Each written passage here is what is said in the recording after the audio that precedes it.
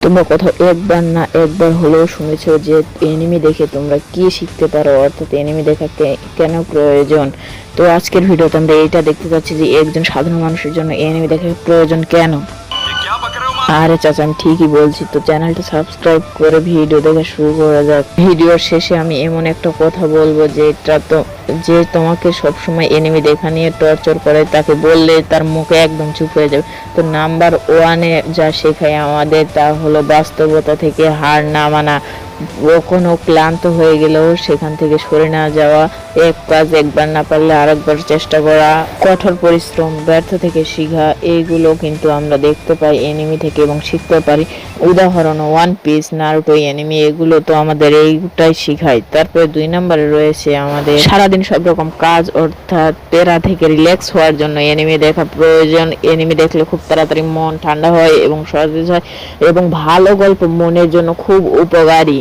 Number 3-এ রয়েছে কল্পনা শক্তি বাড়ায় এবং বিশ্বে কোথায় কোন রকম ভাবে চলাফেরা করতে হবে তাও শেখায় এবং কন্টেন্ট ক্রিয়েটরের জন্য অনেক সহায়তা হয় এই এনিমি থেকেই।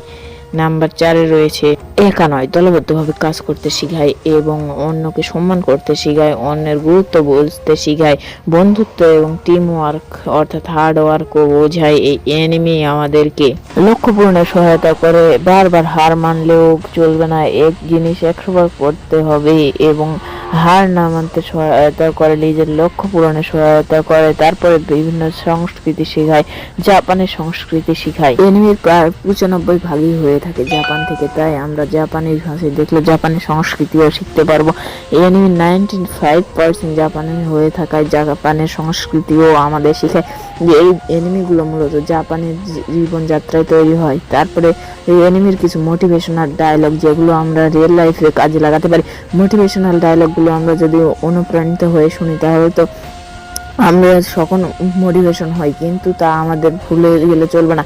তা যদি আমরা সব সময় সক্রিয় রাখতে পারি ডায়লগটা, তাহলে আমাদের জীবনে অবশ্যই উন্নতি হবে।